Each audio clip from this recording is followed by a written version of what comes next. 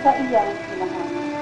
O si Maria nga asawa ni Cleopas, o si Maria Magdalena. Sa pagkakita na Jesus sa iyang inahan,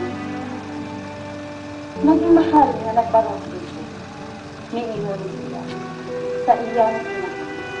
Babae, aniya ang imong anak. Unya niingon siya sa inahan. Aniya ang imong inahan. Siguro ako, di palipon si Maria sa puyo sa tinunan. Ang Ebanghelyo sa Pinoy. Ay ba ikaw, O Kristo? Panalangin.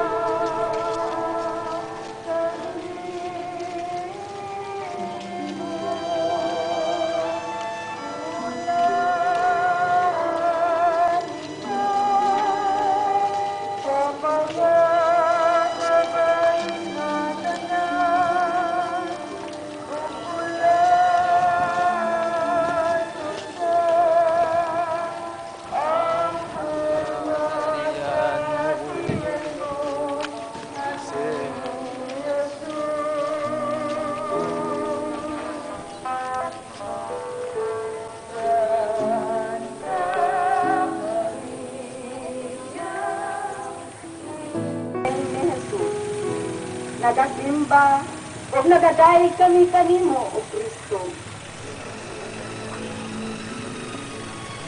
Tuman sa kasulatan, niingon, iuhaw ako.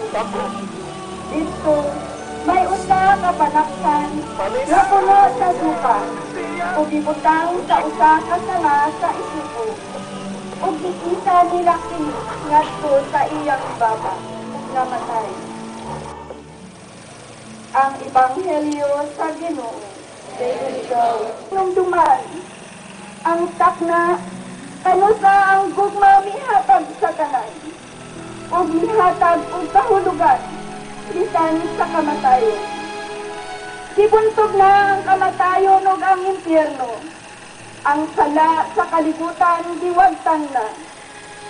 Dili lang kay magpasan kami sa among kaugalingong krus, kinahanglan, magpakamatay kami sa among kaugalingon, sa among darbo o kahapon, aron mugitid dinhi kanamo ang bagong kinabuhi, diha sa kamatuoran, kadawasan, kaangayan o kalinaw. Maria matulungan, ayo abang tulong, ang bagong anak. O Maria matulungan, ayo abang tulong, ang bagong anak. Sa mga sundalo ngadto kang Jesus, ilang nakita nga patay na siya. Kunya, wala nila balia ang iyang anak mong pinalanggan, naglupas ako sa sina, sa naglupas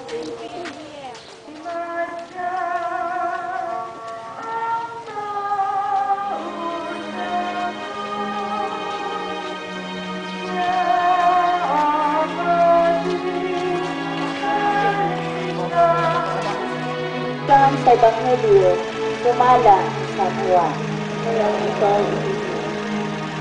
Umani ini, si Jose nga taga Arimatea, nihangyo kang Pilato nga kuhaon niya ang lawas ni Jesus.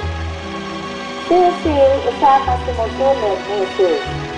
Apan sa tago lamang, ay nahadlok man siya sa mga karakuan sa mga Hudyo. Gitugukan siya ni Pilato, busa, niadto si Jose, o gikuha ang lawas ni Jesus. May usa ka tanaman dito, sa dapit diin gilansang sa Jesus. O sa maong tanaman, may usa ka lubnganan, nga wala pagayod sa dugmi. O sanglit adlaw man kadto sa pagpangandam, o kay doon raman ang lubnganan, ilang gilubong sa Jesus Kristo.